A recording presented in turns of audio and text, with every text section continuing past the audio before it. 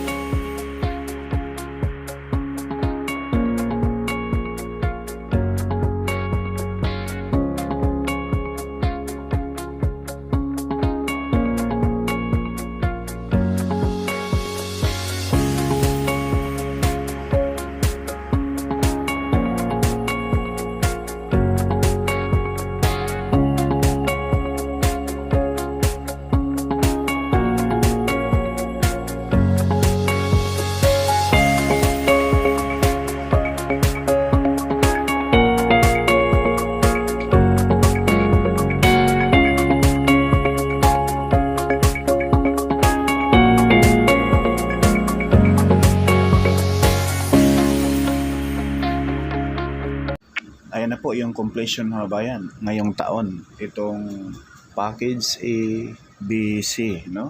Sa mga nambabatikos dyan na napakatagal na po itong project nito, talagang matagal na po dahil may mga tamang diskarte dyan mga bayan para hindi basta-basta masira yung alignment ng expressway dahil itong expressway mga bayan ay napakaraming palayan ang madaanan at matubig, kaya kailangan madikdik muna ng husto yung lupa na nakatambak doon sa mga portion na matubig katulad na yung mga palayan, no? Kailangan matingga muna yan ng ilang buwan, tambakan ulit, din itingga na naman nila sa dyan para lalong titibay yung soil na naka-align sa expressway. Gets po. So ito na yung ground shot natin mga bayan, papunta na tayo sa Barangay Anastasia. So ito na yung hanggang dito, ito yung Tiaong Interchange. Ayan po yung ang sarap magbike rito, grabe. Patapos na kasi yung ano mga bayan, Tiaong, Macban at itong San Pablo at yung package A sa may Santa Tomas. Cold blast na rin po. So ito po, ito na po yung package D mga kabayan, na kung saan may mga base course na rin po dito sa portion na ito. Ayan o, nakaready na po yung base course mga kabayan dahil yan po yung panambak. Abang-abangan natin itong package D ay baka sa 2027 mayroon na rin pong mga portion na malatagan na po ng concrete cement.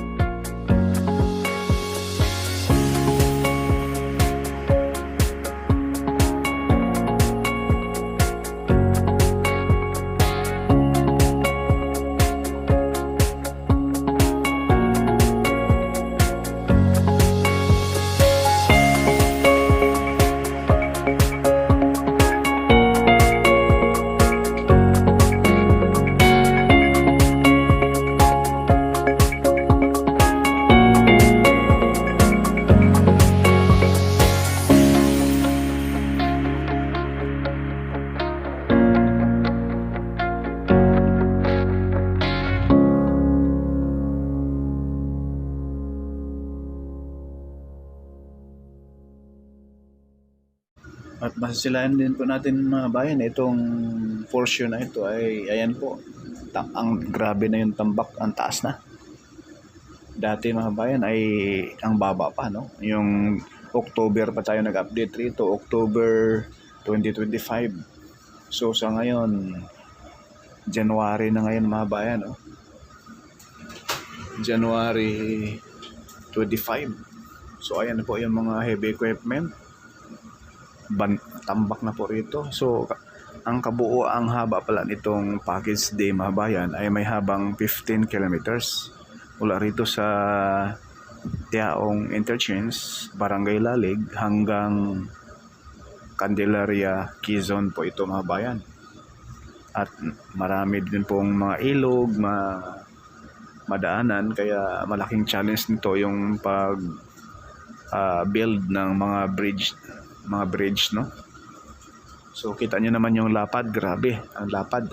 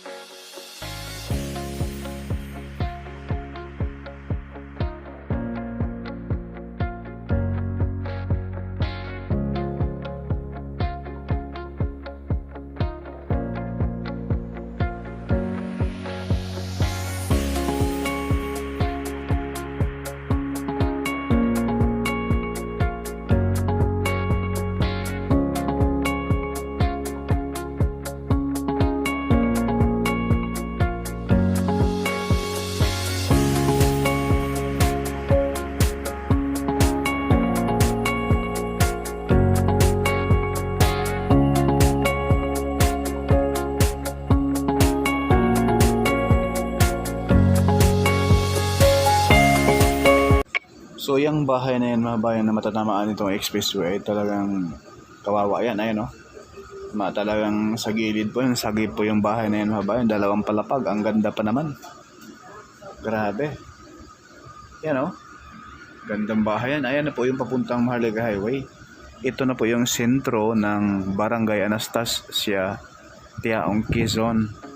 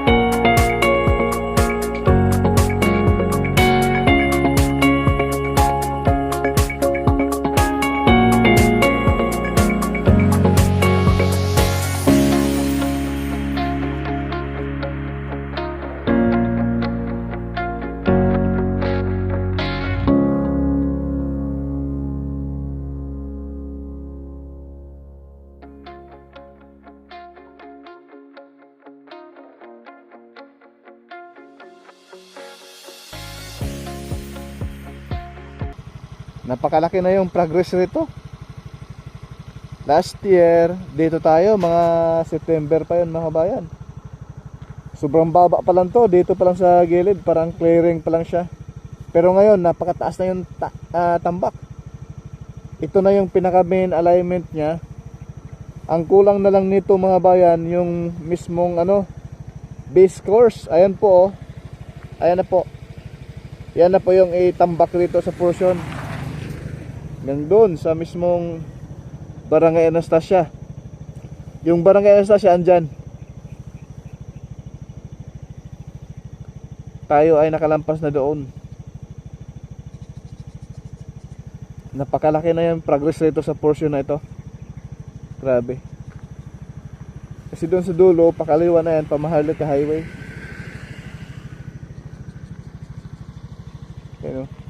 Yan na po yung base course, oh. Panambak. So yan lang po muna mga kabayan yung ating update rito sa package D. Orca Studio, hindi sikat pero nag-aabot ng balitang tapat. Paki-like, share, follow at subscribe. Pakiusap po mga kabayan, huwag po tayo mag-skip sa ads. God bless po. Maraming salamat.